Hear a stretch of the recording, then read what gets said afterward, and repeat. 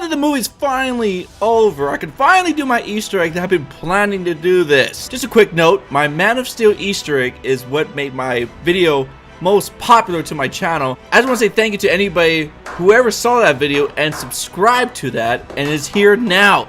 You are the real MVP because I got more Easter eggs for you in this video. So of course, if you have not seen the movie, go watch it. I don't even know why you're watching this, to be honest, because we're gonna talk about spoilers. But make sure you check out my non-spoiler review if you have not seen it, and I also have another video give you some tips on what movies you should watch and comic books that you should pick up before you watch Batman v Superman. And if I missed any other Easter eggs that you guys thought I missed, make sure to leave the comment down below in the comment section. Now, the first thing we're going to talk about is the Flash sequence while Bruce is sleeping. This isn't the first time that Bruce and Flash have ever been in this kind of situation. On Crisis on Infinite Earth, the Flash also delivered a message to Batman. And in the Flashpoint storyline, the Flash delivers a note from Bruce's father, Thomas Wayne. Now, what does the Flash actually mean? What's going on? That she's the key. Fear him. Well, I'm gonna do a separate video on that. But I want it now!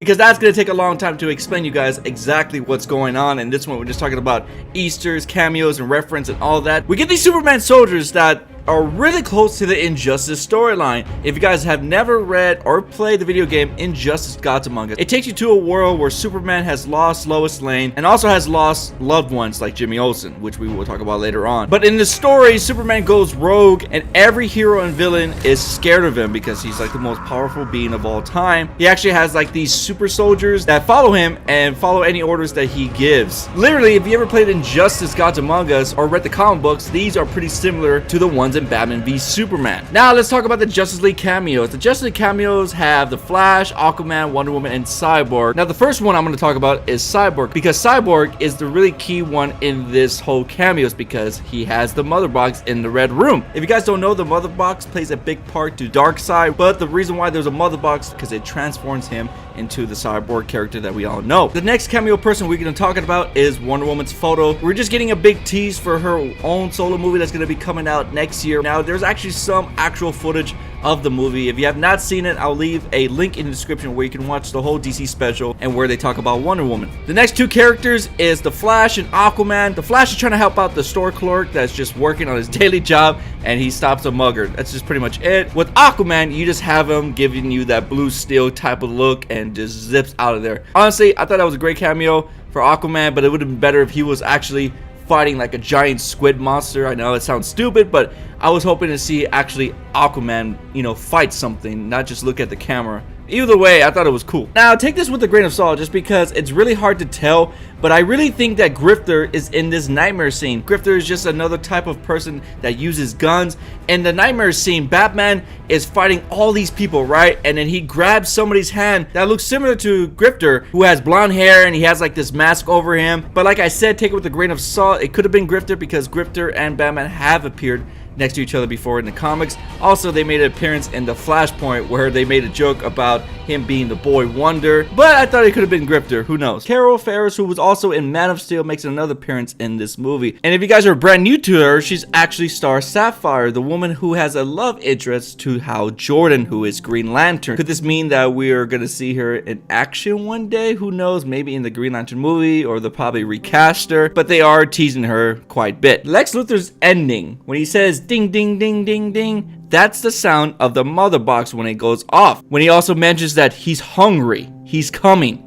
I already rung the bell. He's just basically rubbing in Batman's face that Darkseid is coming. At first, I thought it was the anti-monitor because he said he is hungry. So that's also another possibility. But I really think it's towards Darkseid because in this painting that you see Lex right here, right before he goes to jail, he actually turns the painting upside down where it's opposite. Other than the angels being on top, it's actually the demons. So that's hinting more towards the parademons. If you go see the movie, you actually get a clear shot of what the parademons look like. The parademons have a lot to do with Darkseid. They're basically just minions. They do whatever he says, and he's just the almighty powerful villain in the DC universe. When Alfred says men falling from the sky and gods hurling lightning, that's obviously a reference towards Shazam. We are going to get a Shazam movie, I believe, in 2019, and that The Rock, Dwayne Johnson, is going to be playing Black Adam. We actually get to see Jimmy Olsen as a surprise cameo in this. We had no idea he was actually going to be in this movie, but he actually has a really small cameo appearance because within a second of the movie you see him, he dies. He was played by Michael Cassidy, who also appeared on Smallville. But other than that, there's nothing to this Easter egg. Kind of sucks that Jimmy Olsen died, but this wouldn't be the first time that this happened to Jimmy Olsen.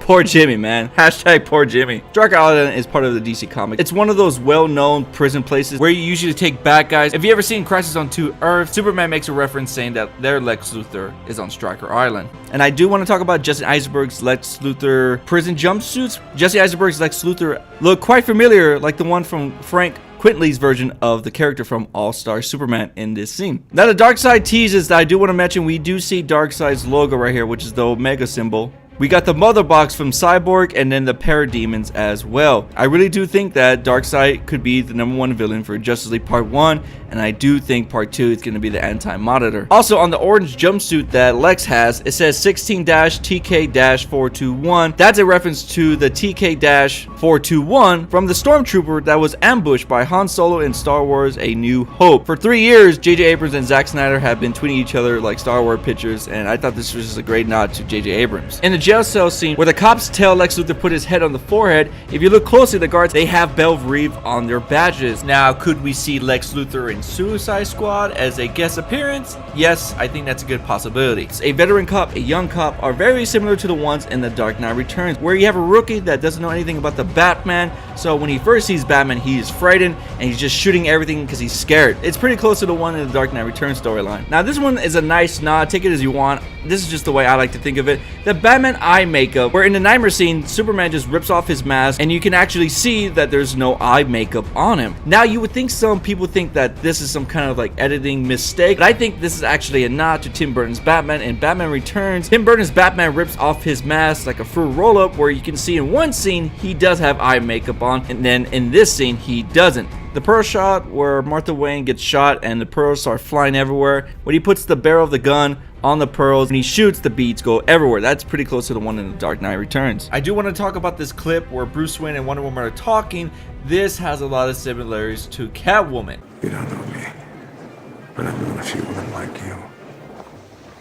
Some people didn't know that KJ Beast was actually in this movie. The actor who played him was actually Colvin Murphy. Now, a lot of us didn't know what his role was, but this is actually his name in the movie. I cannot say that name, so do not make me say it, because I'm bad with Russian names, but that's his name in the movie. In a particular scene with KJ Beast, he says, "I'll do it. I'll kill her." That is totally ripped from the Dark Knight Return comics, and even in the interview, Zack talks about that's the reason why he put it in there. He's a big fan of the way Batman says, "I know you will." Alfred makes a reference to the phantasm when he talks about the white Portuguese. Now, this is a big reference to the Batman movie, Batman the Mask of Phantasm. If you've not seen that movie, I recommend it. It's one of the best anime movies out there. We also see another Batman villain appear in this movie, Man-Bat. This happens when Batman's having a nightmare, when he's thinking about his parents, especially his mother, Martha Wayne. When the blood starts dripping out, Man-Bat decided to give everybody a jump scare. He did it to me in Batman Arkham Knight. He almost kind of did it to me in Batman v Superman. We get it. You want to scare me. It ain't gonna happen anymore. This next one is really hard to tell because it happens so fast. When little Bruce is running away from Alfred, there's a tombstone that says Solomon Grundy. Jeremy Irons' Alfred uses some of the quotes from The Dark Knight Returns into the Batman v Superman movie when he says the next generation of Waynes facing an empty wine cellar. This is totally lifted from the Dark Knight Returns comic. We get a shot of the Robin suit, which plays closely to the storyline Death in the Family, where Jason Todd died from the hands from the Joker.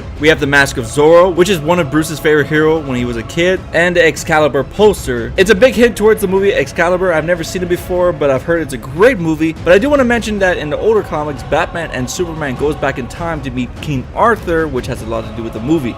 Now, this is a very old Easter egg that a lot of people found from the first trailer, but we got a Riddler question mark Easter egg. But I do want to mention that Zack Snyder himself said that the Joker and the Riddler were supposed to be in this movie, but Zack felt that his main focus was Batman and Superman, and he felt like maybe next time he'll have an opportunity to do it. Here's a fun game. There's actually 2 more Easter eggs in this photo. Please leave a time frame down below in the comment section and let me know what 2 Easter eggs that I didn't mention in this photo. When we go back to the Man-Bat nightmare scene, and behind Batman, there's a window that symbolizes Superman. There's an angel with a sword that's wearing blue, that's also wearing a red cape. That is a hint towards Superman, that Batman does have nightmares about Superman. The last scene of Batman v Superman, you see Superman's coffin with dirt on it. But if you listen very closely, you can hear light thumps right before the soundtrack kicks off. This is a big reference towards the Dark Knight Returns final panel where Batman faked his death and you see the little heartbeats knowing that Batman faked his death. Superman is aware of this in the Dark Knight Returns comic and just gives a wink. And I think the reason why the dirt flies up right before the movie ends, because I think it's a nod to Man of Steel when he first learned how to fly. So the meaning of this is that Superman is not dead and he's coming back. We got a Wizard of Oz Easter egg from Perry White saying that if that Clark just clicked his heels 3 times, he would just be there at work. Since he's from Smallville, Kansas, and Wizard of Oz, one of the main places was Kansas. The funny part about this is that Superman has red boots, so this would make a lot of sense, and I caught on to that reference. One of my most favorite scenes from Batman v Superman is actually taken from the Dark Knight Returns panel, where Superman saves everybody from a nuke. And Batman v Superman, he's in the same situation with Doomsday, where Superman kind of died in a way from the nuke, where the sun regenerates Superman to come back and finish off Doomsday. There's just a ton of Easter eggs in Batman v Superman that just take the panel to the movie, and I do give Zack Snyder credit from the Dark Knight Returns scene to this movie. When Perry mentions to Clark that it's not 1938 anymore, that's a reference towards the first appearance of Action Comics. When Scoot McNairy's character Wallace Keefe is making a bomb, you could actually see a news clipping of the photo where Superman is lifting something kind of like the one in the Action Comics cover. The shot of Superman lifting the Russian rocket over his head is a nice nod to the one from the Dark Knight Return where he's lifting up the tank. I just found that kind of like a little similarity towards that. On the rocket, there's a number, and the number is 300, which is from Zack Snyder's movie 300. This is a very nice nod for Zack Snyder because this is not the only nod he did to one of his movies, which we're going to be talking about very soon. Superman has 2 coffins near the end of Batman v Superman. This plays really close to the comics where we see all the superheroes gathering up for their friend Superman, but one particular coffin is black with the Superman symbol being silver. That's a very nice nod to the anime series Superman Doomsday movie. In this very short scene right before Batman throws Superman off the cliff, to the right of the movie there's a spray paint that says, "Who watches the Watchmen?" When Batman fights Superman in that abandoned warehouse, there are spray paints everywhere that leads up to Easter eggs. There's even a Joker one where they hinted that it says Joe, and then the other pillar says Kurt. Underneath that, I believe there's a Watchmen smiley face logo. Speaking of Watchmen, this is not the only time the Watchmen make their appearance in this movie. Patrick Wilson, who played Night Owl in Watchmen, was the president who gave the order for the nuke, as well as Carla Gugino, who voices the Kryptonian ship AI. She also did the one in Man of Steel. And Jeffrey D. Morgan, who played the comedian in Watchmen, is actually Thomas Wayne, who plays Bruce's father in Batman v Superman. Now, the last one's a very obvious one, but it's one of my most favorite ones because it leads up to the Joker. When Batman says, Maybe it's the Gotham City in me, and we just have a bad history with freaks dressed like clowns. of course, he's talking about JaeRoar's Joker, which I'm very excited to see Suicide Squad, and I know you guys are. So if you guys are interested to know more facts about JaeRoar's Joker, I'm pretty sure they're going to tease him in the Ultimate Edition of Batman v Superman. We might even get to see 2 scenes of him, one with the Killing Joke, which has a lot to do with Barbara Gordon. Jenna Malone was supposed to be in it, but her part got cut off for the Ultimate Edition. And Death in the Family, where the Joker killed Robin. Now, I know there are a ton of more Easter eggs out there, but that's why we do these videos, so if I miss one, you guys can go ahead and leave a comment down below and let people know what kind of Easter eggs that you found, so the next time we go see the movie, we can actually look for it. And I think that's the fun part about seeing the movie multiple times. I've seen Batman v Superman 4 times already, and I really do enjoy it because then that gives me enough time to find more Easter eggs. But overall, I was happy with the Easter eggs in Batman v Superman. I know when the Ultimate Edition that comes out, which is extra 30 minutes of clips, there's going to be a ton of Easter eggs in those, so I will do one for that one as well. Also, don't forget to like this video if you enjoyed it. I love it. What you guys think? Which one was your most favorite Easter egg out of all these Easter eggs? Make sure leave your comment down below and let me know what was your most favorite Easter egg that you found. My name is JaeRoar, and I am the best at what I do. That's giving you that 1-2 punch.